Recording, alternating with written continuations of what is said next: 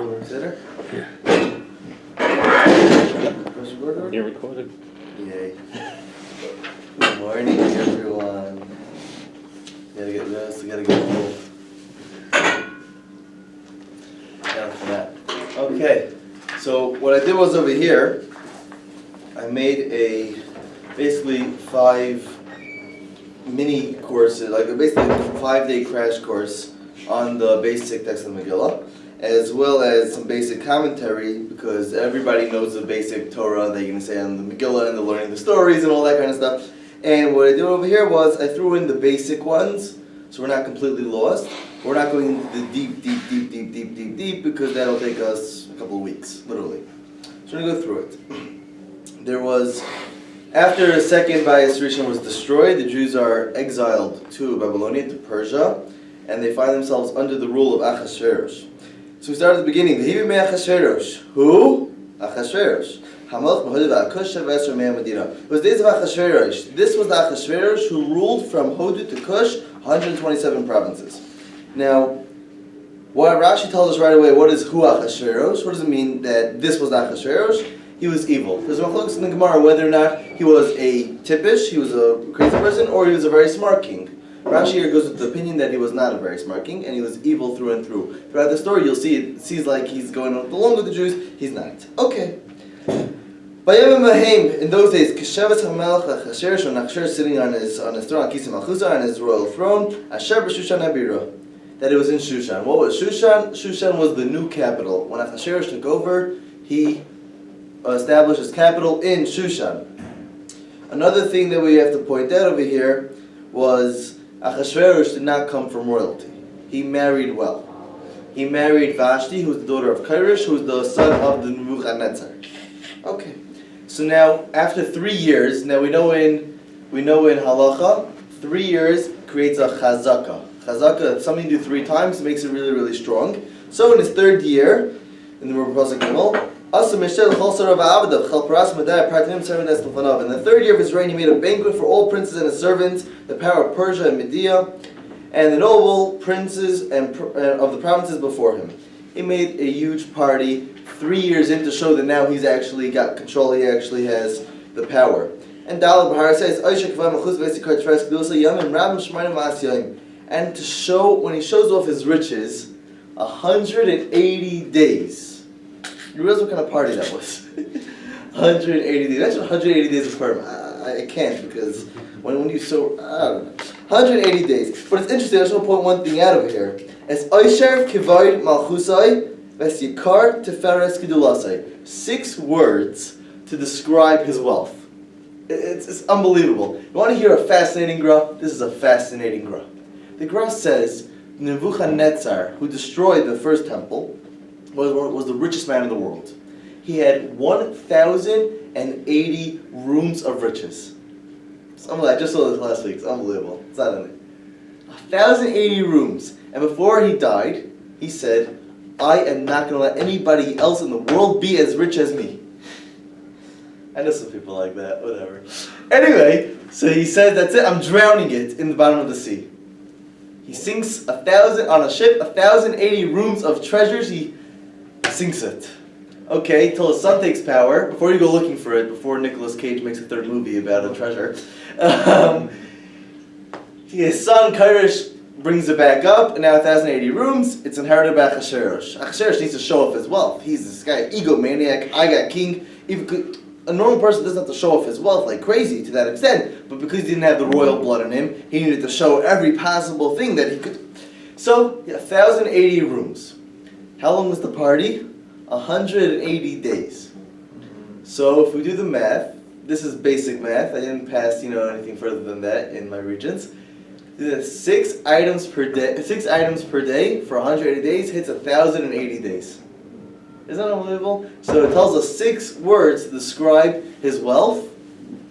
So times 180, 1,080. It's unbelievable. So he's showing off. Imagine 6 every day. Look at this piece of jewelry. Look at this diamond. Look at that. It's a got some malacha. You got to go to the mikvah first. You got to get involved. Okay. Or pasuk 5, pasuk hey. As if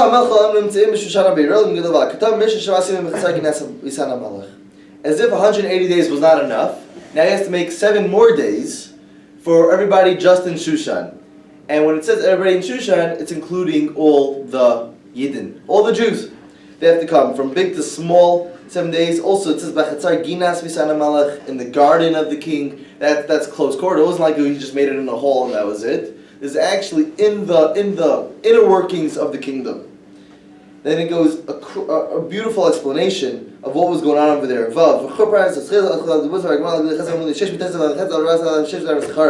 The white, green, blue hangings fastened with cords, fine linen, and purple to silver rings, and pillows of marble, beds of gold and silver, upon payment of alabaster, marble, and mother of pearl, precious stones. It just picture it, what the royalty was. You walk into the King David Hotel, yeah? You see just royal regalness. It's just the description, it takes you with awe. So the Megillah is describing what it was we were looking at during these 7 days. And they would drink from golden utensils, which is one of the first pasuk we actually lane with the sad tune, with the echatra.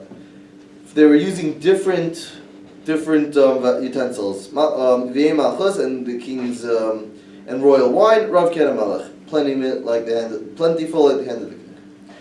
Mekalim shainim, what do you mean different vessels? Says the Gemara, they were using the kalim from the Beis Hamikdash. So that's what they needed to do. They needed to show the Jews, no, your temple's gone. We got control. This is us, and we're done. So we're going to use you don't need it anymore. Your temple's gone. So we say that in the Sad too.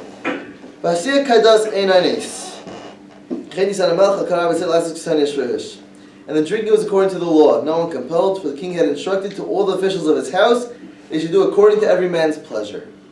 Says the bottom, in one of the footnotes, that you got, the kind of wine you got was in correspondence to your age. So if you were a 60-year-old guy, you got 60-year-old wine. If you were a 30-year-old guy, 30-year-old wine. That's what it means. But lasos kirtzon ish v'ish, and get to do according to the will of every single man. So it's a beautiful Vilna Gaon. I want to share with you a Vilna Gaon. He gave the power for every single person to do their will. Meaning, everybody went along with the king. A cult. Very few people have the power to stand up to a cult, right? I was in a yeshiva where it was a very big cult. No one really stood up to the Rosh Yeshiva. Okay, did you think? What does it mean, last Yisrael? It gave Haman the power to stand up, to do what he wanted. We'll see later in the story. And Mordechai to counteract that. That's a beautiful Vilna Gaon. Okay, continue. Tess. Vashti, his wife, the queen, made a banquet for the women in the royal palace, which belonged to King Achashverosh. Again, we have to point out that it belonged to Achashverosh because he had to show that now he's king, because he didn't come from royalty. He had that need to show it. On the 7th day, when his heart was pretty good with wine, like somebody here's was Friday night. Okay.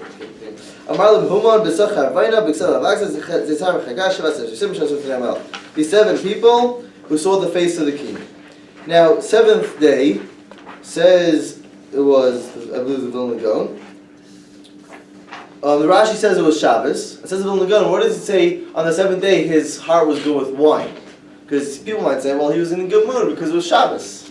Some people here are in very good moods over Shabbos. But the reason why he was in a good mood was not because of Shabbos. It was because he was drunk. Don't get them confused. And he requests, you should bring Vashti, the queen, in front of the king in the royal crown. So everybody will see her beauty because she was gorgeous looking. She was good to look at. It says old Mefarshim, he requested her that she come not in her chasana suit, not in her casual wear, but in her birthday suit. And he requested her to come so everybody could stare at her. Would he have made this request if he wasn't drunk? Not necessarily. Which is one of the reasons why we drink. Because we see the whole story is going to be turned around through the power of wine. The whole story only starts with Ahasuerus getting drunk. Vatimain Hamalka Vashti. And Rashi refuses. Vashti refuses to come to the king in the hands of the servants, and the king got extremely angry, and his anger burned within him. Why did she refuse? So we have Rashi, we have the Gemaras. She grew pimples all over her face, and which says in Rashi, and the Gemara says she also grew a zanav. I know, it was like a shmaka tail. Anyway, she refuses. Why did she refuse? Why did this have to happen to her? Says Rashi, because she forced Jewish women to work for her on Shabbos, unclothed. So she had the same decree. She had to go out unclothed on Shabbos. Mida keneged mida. Okay. Verse 13. King said to the wise men who knew the times, for so was the king's manner toward all who knew law and judgment. Now, why did he have to call lawyers? He's calling lawyers over here who knew what's going on in the streets, who knew how to make laws. Why is he calling the lawyers? I found a beautiful, I don't remember what it was. It was one of the Sfarim on the Megillas Esther. I saw this 4 or 5 years ago. He says that until this point, Persia was a democracy. It was a democracy. Okay, they had a king, but so does England. And so England elects parliament. It was a democracy. And he had to call together the lawyers, because if he starts making laws, who knows what's going to happen, the abrupt of justice. So he calls in lawyers, figures out what to do. The people that are close to him, Karsha, Seisar, Masa, Sarsh, Maris, Marsanam, and Muchan, Shiva, have to practice. The 7 people, they sat first. They were his cabinet. They sat first to the king. Okay, what does he ask for them? What's the law? What should we do with Vashti? Because she didn't do what the king asked. It's a scary thing. You gotta do what the king asked. Sounds like something Donald Trump would be doing. All the lawyers fixing up. They just divorce them and it settles it. Anyway, Vayomer Memuchan, one of the servants, one of the cabinet members, Memuchan, who the Gemara says is also Haman. It wasn't just to the king that Vashti sinned. She sinned against every man and every servant in the kingdom. Why? What did she do? It says Yedzayim, because the word of the queen will go out to all the women, to despise their husbands in their eyes. But because King Achashverosh said, let's get this into context. We're going to make it's not just against King Achashverosh that Vashti sinned, because she also sinned against every man in the kingdom, because their wives will see, hey, Vashti sinned, Vashti didn't listen to her husband, so now we don't have to listen to our husband. If it's a democracy and everybody's equal, then where does this have to do with anything? What does that have to do with women aren't listening to their husbands? Let's put it into context in a few seconds later. Okay. And all the ladies of Persia will do it on this day. Already, they're going to be. The people already heard about this. Already today, people heard that Vashti is making problems, so they'll already rise up today. You test. It's good for the king. You should go. The word of the king should go out.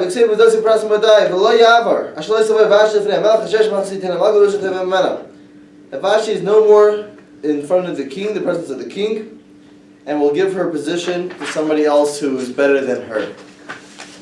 Notice, it never says that Vashti gets killed. In the Megillah, it never says Vashti gets killed. The Gemara tells us, and the Megillah references we're going to appoint somebody under her, but it never says she gets killed, which is very interesting. How does the Mefarshim address that? The Mefarshim address that what it means is replace her, and then when you replace a hitman in the mafia, you get rid of them. For her, like they're out of the picture. It makes them important to us. You know what I'm saying? Okay. And the king's decree which shall be issued shall be proclaimed throughout all his kingdom, which is very large. All the wives shall be given to their husbands honor, both to great and small. no matter how big their husband, how small their husband, their wives have to give honor. And the saying pleased the king and princes, and the king did according to the word of Memuchan. And what do? So they just made this law. They had to send it out. They send out books to all the provinces of the king, to every province to their writing, and to every nation according to their language. Because some people in Israel speak decent English, they can't read or write a word. So you got to get to their language and to their writing. Okay.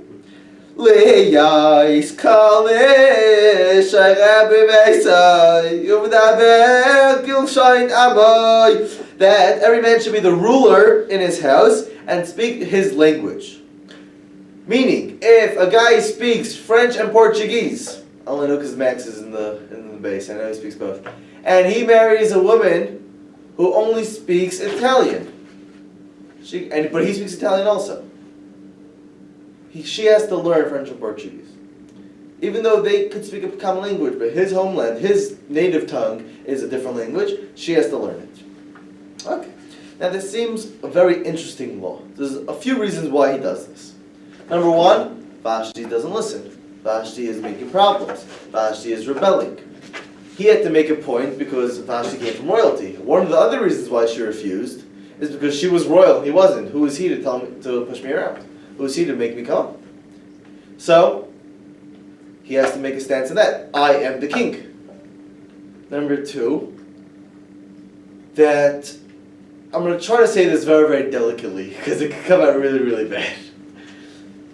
There's a point where the women rise up so far and so high, and I'll bring it from today's day and age with Congress, with Alexandria Ocasio-Cortez. Oh, she's a piece of work if you're following up on the politics. It's mamish Purim every single day in the news. Anyway, what happens over there is that they rise up completely, that don't even allow husbands, or so to speak, men, to have a say. Right? If you saw the pictures of the State of the Union, they all wore white jackets to make a stance. Somebody actually asked her, why can't men have an opinion? Why can't men have an opinion? And she said, what are you, misogynistic? And slapped him in the face. That's all the answer is. Why can't we have an opinion in Congress as well? It's never a good idea because the way God made men are external and women are internal. That's the way it is. And we have only women making decisions, it can become chaotic amongst the society, which has to be an equal society. And at this point, all the women were going AWOL. All the women were going to despise their husbands, which is the breakdown of society. So what does Achashverosh have to do? He has to make a law, like the Rambam says, you go to the opposite extreme in order to end back in the middle. That was his intent. You go to the opposite extreme, all the men are rulers, and eventually you'll go back to normal, what society is supposed to be. Notice, Leah is called Ish Sharir Beveisai. Every man should be a ruler in his house. Why not Melech? Every man should be a king in his house. What does it mean, ruler in his house? So what is a king, Rabbi Sai? Musar. Anyway, what is a king? A king is an Eved Ha'am. A king is a slave of the nation. A king is there to service the nation. Rabbi Palatnik spoke for the JWRP, and he said, you men, it was men and women in the room, he said, you men are all kings.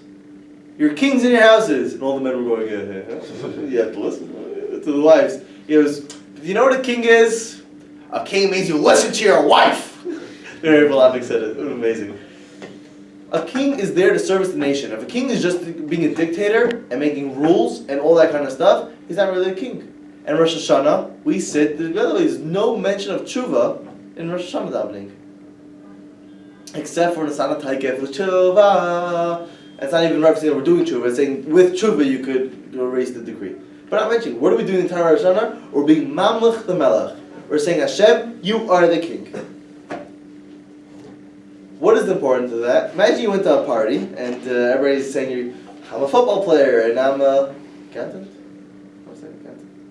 Accountant? No? No? I'm an accountant. Okay, but let's say you are an accountant. Let's pretend. You're an accountant. Yeah. You're an accountant. And you are lawyer, and you are a doctor. And I come in and say, I'm an anav, but I'm a king. My profession is I'm a king. What do you mean you're a king? You can't be a king without a nation. Yeah? And in order to have a nation, you have to make sure that your nation is sustained. That's what a king is. So Hashem creates this world out of chesed for us to be His nation and for us to serve Him, to get close to Him, to get close to our king, because our king serves us. That serves us. It sustains us. You hear? So, but no man's going to want to hear that. He doesn't say you're a king in the house. He says you're a ruler in the house. You just get to call the shots, and that's it. You're done. That's another thing. And the third reason, or fourth reason, whatever, holding why he made such a rule, is you can't just go ahead and start being a dictator, making laws. When Adolf Hitler rose to power, 1933, 32, 33. Any story? Anybody know? Okay, 33. When he rose to power, he didn't jump right away at the Nuremberg laws. If you read history, he made some other Narishkeit laws about traffic and stuff. He made some stupidity laws that no one fought him on because everybody said they sounded like great laws. And once he had the power to start making laws without clearing it through a parliament, through a congress, through a cabinet, then he was able to start doing the Nuremberg laws and hire people to make such laws, which eventually was the lead up to dictatorship. And we know that in the story. So he had to make an easy law that all the men like, so no one's going to fight him on. They're not going to have to bring it to court, to whatever it is, to pass. And then that enables him the power to do whatever else he wants. Okay. Achar hadvarim ha'ela, parak beis. After these words, kishoicha mas hamelech, when the king comes down, Achashverosh, zachar as Vashti, he remembers Vashti, ve'es ashar asasa, and what he did. This is the reference, by the way, that he killed her. Ve'es ashar nigzar alel, and what it was decreed against her. He's heartbroken. He was drunk when he made the decree, and now he's have charuta, as they said. He said to the king's servants who ministered to him, let young narais of good presence be out for the king. We're going to make basically a beauty pageant. Get all the single girls who were never married before, the Sulais, have them come and we'll pick one for you.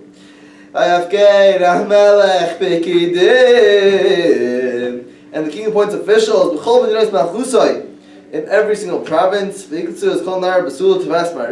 they should gather up all the Basulais who were good looking, El Shanabira, to the capital Shushan, El Beis HaNashim, El Yad Heged, Shemelech, to the house of the women, at the hands of Hege, who was king's eunuch. Says Rashi, he was actually a eunuch. Shemer HaNashim, the protector of the woman, V'nasen Tamrukehen, and give them ointments.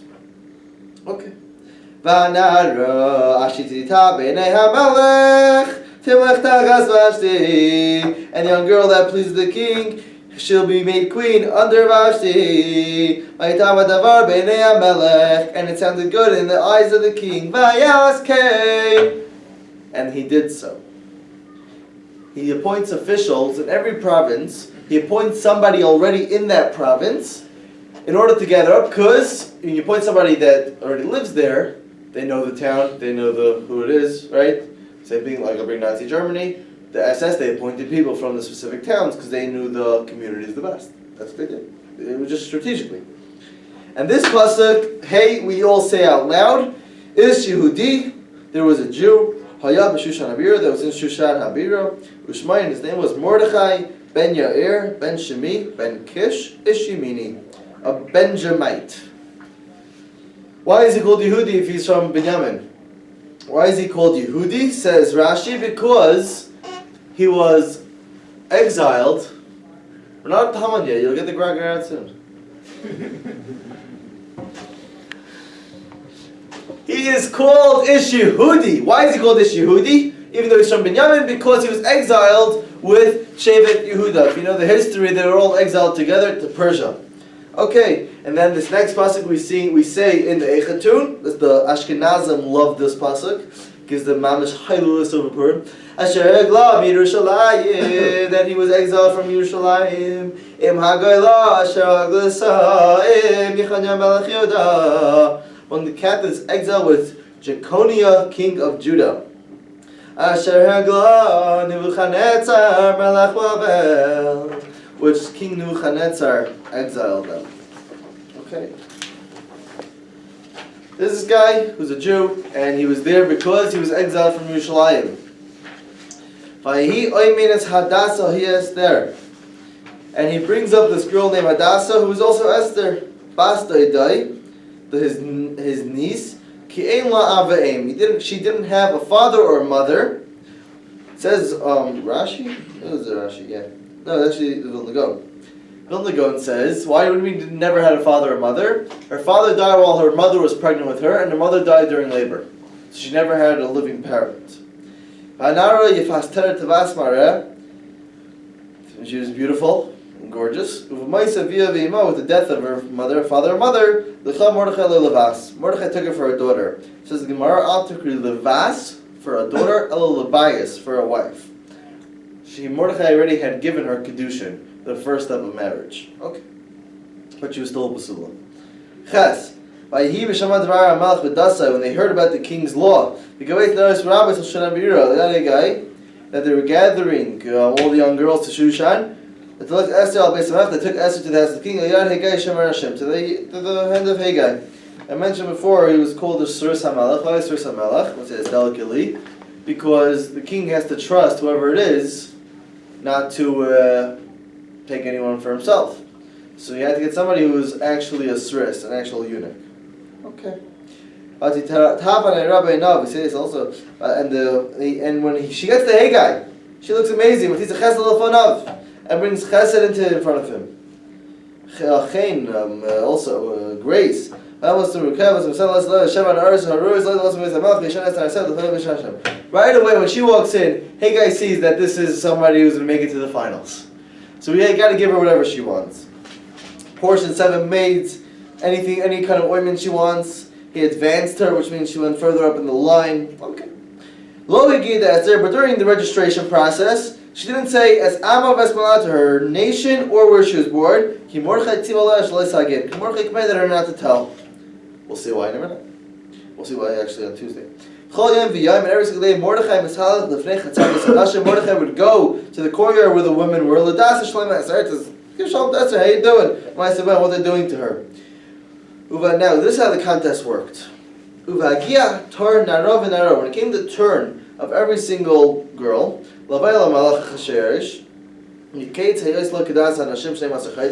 she was given 12 months before she went to the king. He came to fill up the days of their purifications or accomplishments here. 6 months in oil of myrrh, and 6 months with sweet perfumes, with other ornaments for women. It was an insane, a year's worth of cleansing for this contest to be brought to Achashverosh. I don't know, after 6 months in the perfume, I don't know, okay, whatever, listen, teach their own. Maybe that's why she had green skin. What? Maybe that's why she had green skin. No, the Gemara says she was naturally beauty. And actually the Gemara says she was green, and how she was green, she was beautiful. That's a beautiful Gemara over there, you should look at it, it's in the middle of Tezai. No, but this was everybody had to be good looking going in. They just needed to touch up, I heard of a great part. It says, right? This world is like the lobby, the entranceway, into the tracklin, into the grand ballroom. When you go to a wedding, do you get dressed in the hall? No, you're already dressed. What are you doing in the hallway before you enter the ballroom? If you just fix up your tie, you make sure you're all set, make sure you have it straight, make sure your hair looks good. That's just a few touch-ups. You're already dressed going into this world. This world's like a prusda. So, I don't have to. Same thing here. They had to be good-looking, but they had to touch up. They had to make sure that they were mamish besudder in order to get to the king. Okay. Uvazeh, and with this, Hanar Bo'al HaMelech, the girl will go to the king, and whatever she wanted to bring with her, she would be given to her. To go from the woman's house, the halfway house of the woman, to the king's house. But Erev Hiba, in the evening she would come to the king's castle. Uvavaykir Hishava, in the morning she would return to to the hand of Shashgaz Tzur Samelech Shomer Pilagshim. Lavai Oidel Amelch Kim Chavetz Bo Amelch Gram Hashem. She would go in the evening to the king, she would spend the night with him, she would return in the morning, and she would return to round 2 to a guy named Shashgaz, who was the head of the Pilagshim, the concubines. And that was it. And if the king wanted her, he had her number, and he'll call her Hashem, which means there were numbers. Once, I heard somebody from the Holocaust, he said, I felt completely human until a soldier came up to me, even with the suffering and the beatings and everything, until a soldier came up to me and said, what's your number? Not a name. He didn't give me an identity. I was just another digit. I was digitman. I was a number to him. Here, she wasn't another number. She would be called B'Shem. Because now she was a Pilagesh. Now, there's a halacha that once the king has yichud with a woman, no one else is allowed to have yichud with that woman. So what is this girl going to do now? She had yichud with the king. So she has to stick around. She has to show she went to the house of the concubines. And if the king wanted to make her the chief, whatever it is, then fine. But she couldn't go anywhere. She couldn't marry anybody. So that's why she has to stick around. But this is also the second round of the beauty pageant. Now, just stop for a second. Now, thanks to our dear President of the United States, he made this thing very, very accepted, this idea of a beauty pageant. Most people thought this was crazy. It's just rounding up people, just looking for externalities, and making them do stupid talents just to see if they could pass up. There was Miss Teen USA in the pageant in 2008. There was a blonde girl. They asked her, what are you doing with the people from South Carolina? I don't know if you guys remember this. Says, what are you doing in South Carolina about the people in South Carolina unable to locate South Carolina on a map? Mm-hmm. And they're asking a girl who got to where she is just because of her looks. And she says, I firmly believe that people in South Carolina cannot locate South Carolina on a map because they don't have maps. And with education in Iraq going on during the war, and the people going into Florida, she's going on for about 3 minutes like this. It made no sense whatsoever. But that was a pageant based on nationality, and she got accepted. The girl was dumb. But they accepted her because of externalities. That's not a way to build a healthy society or build to choose a role model. You don't do that. You actually go to criteria. You go on knowledge, you go on intellect, things like that. What Parag does over here, he doesn't care about that stuff. All he cares about is externalities. Why? Because what did he want to do with Vashti? To show her off. He just wanted somebody that could show off. That I'm the king, I got this girl. He doesn't care about who she really was. And then you'll see later on that he's going to care. He's realized I made a good choice. Because not only is she beautiful and everything, but she also has all the things that make her a good queen. Now when it came to Esther's turn, turn of Esther, Basakal Mordechai, Asher again, with iterate, Mordechai taken for her daughter. She didn't ask for anything. She didn't ask for anything. She said, that's it, let me go. King says, advise Esther. Esther found favor in everybody she saw, everybody that saw her. It's one of the proofs the Gemara brings that Esther was ruined for Kodesh, because everybody found favor when they saw her. Then the king, and she refused, she had no interest in anything. But now he takes her to the king, takes Esther to the king's palace in the 10th month, which is Chodesh Teves, in the 7th year of his kingdom. That's 4 years apart. He kills Vashti 4 years ago. You don't think the story happened 1, 2, 3? 4 years apart. Yud Zayin, and he loved her over all the women. And he found favor and grace from all the Basulis. And put right away puts the crown on top of her and makes her queen instead of Vashti. Now this guy likes to party.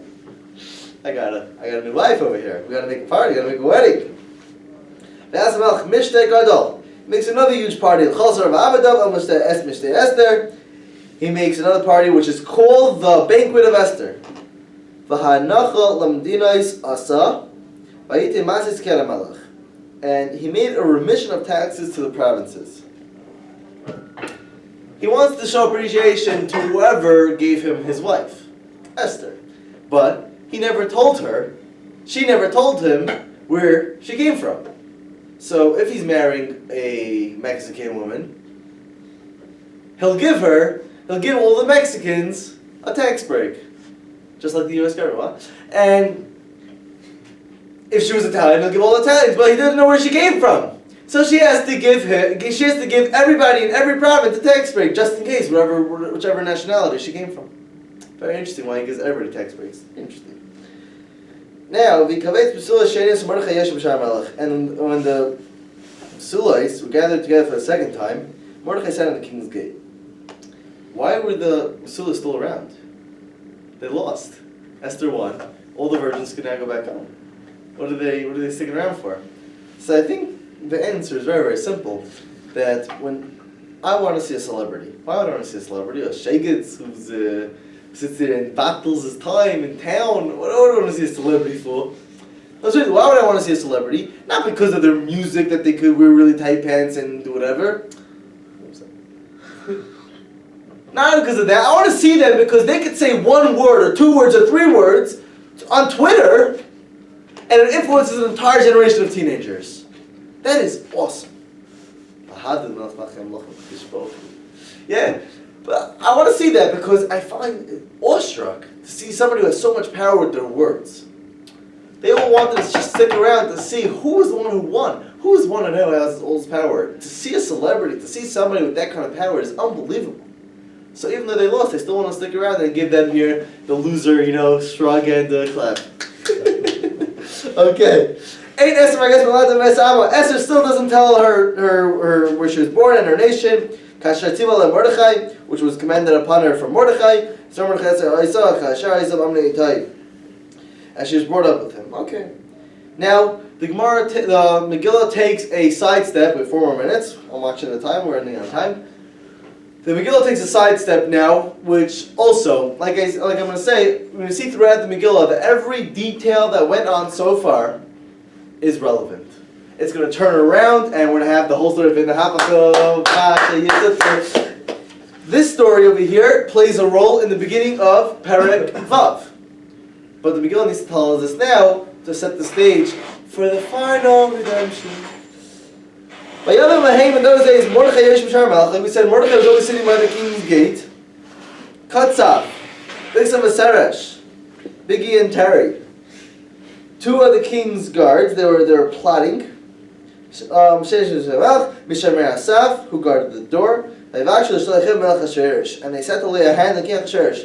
Says Rashi, they wanted to poison his food. They wanted to kill Achashverosh. Why? I don't know.